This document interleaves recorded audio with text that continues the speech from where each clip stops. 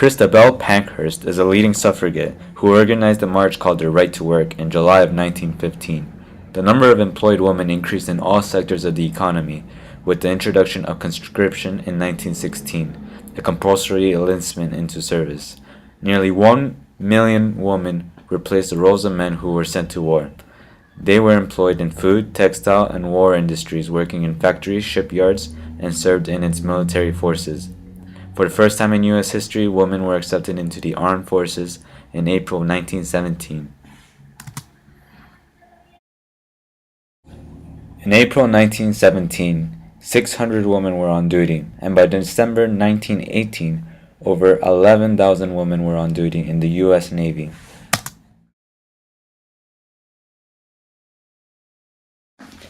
Advertisements gave rise to masculinity trends portraying women with masculine gestures to almost announce women's new role in society.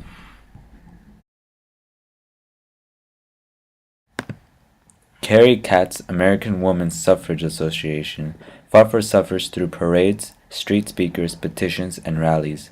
By 1917, 16 states had given women the right to vote.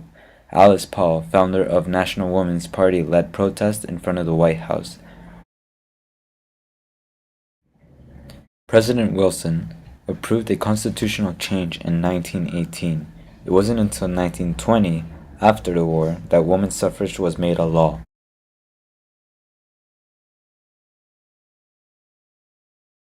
Unlike the United States, Brazil didn't get to experience women's suffrage until 1932.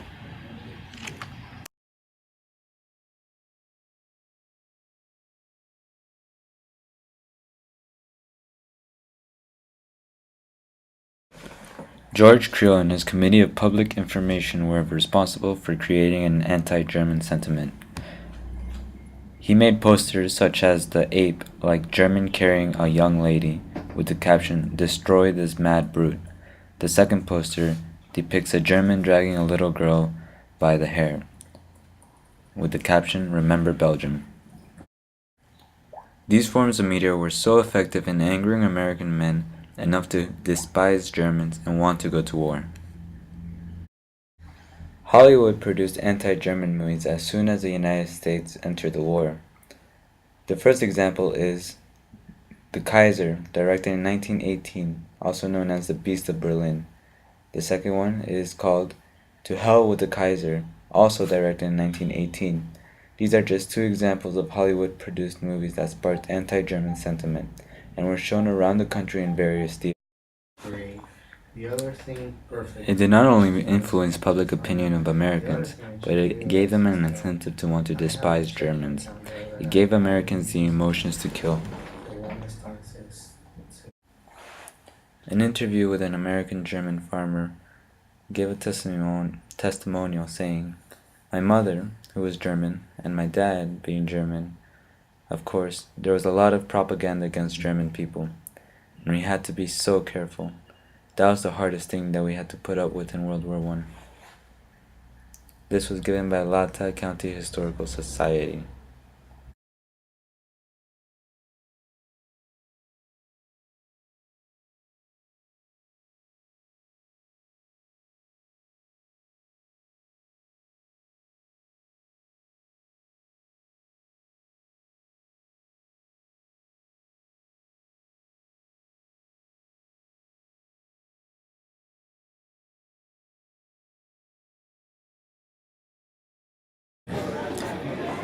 In Brazil, anti-German sentiment was formed when German U-boats attacked Brazilian merchant ships.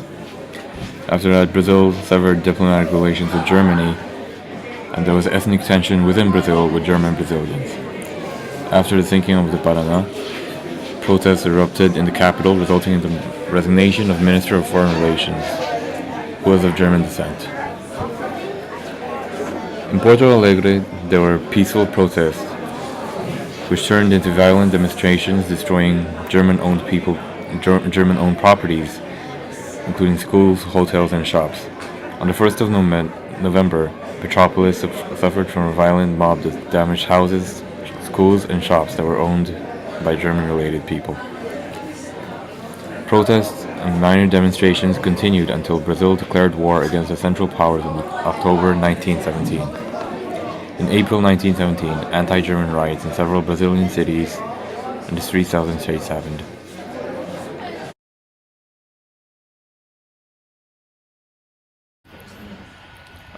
From 1914 to 1920, 500,000 African Americans left the South for northern states such as Detroit, Chicago, etc.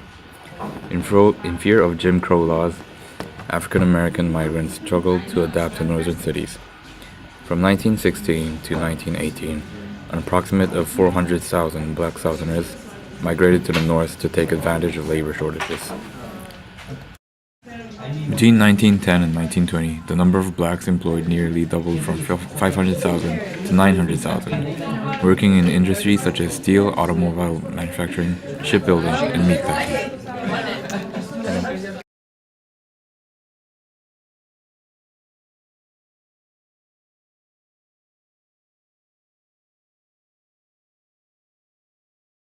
Estimates for KKK members in the 1920s range from 2 million members up to 8 million, which demonstrates how powerful they were.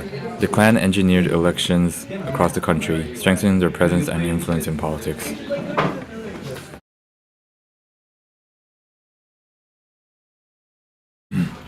The KKK raised public interest from the movie A Birth of a Nation, directed by D.W. Griffiths in 1915. The movie portrayed African Americans as unintelligent animals with sexual aggression towards white women, while making the KKK seem as heroes. Protests around the country resulted in the movie being banned in several cities. But the KKK was very popular. In fact, A Birth of a Nation was the first motion picture premiered in the White House under Woodrow Wilson. The KKK is responsible for lynching and deaths of thousands of African Americans. For 25 years, the KKK was not convicted of any crime.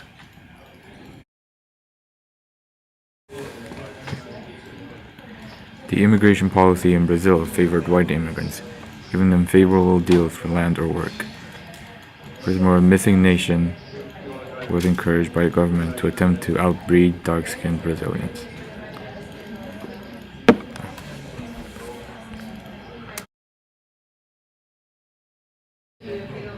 The first prohibition of cannabis was passed due to its association with African slave culture. Furthermore, capoeira was banned. However, Brazil was seen as a country where people of different races could live equally compared to the US. Brazil experienced a larger immigration of Europeans and Africans, increasing industrialization and urbanization. The world's largest Japanese community outside of Japan was in Sao Paulo. In 19th century America, dances and fashions were mostly imported from Europe, as composers and dance masters simulated the styles from Paris and London. Simultaneously, the American slaves from Africa combined their native music with European music, resulting in their spirituals and Ethiopian melodies that were adapted by minstrel shows and American composers like Foster, Christie, and Gottschalk.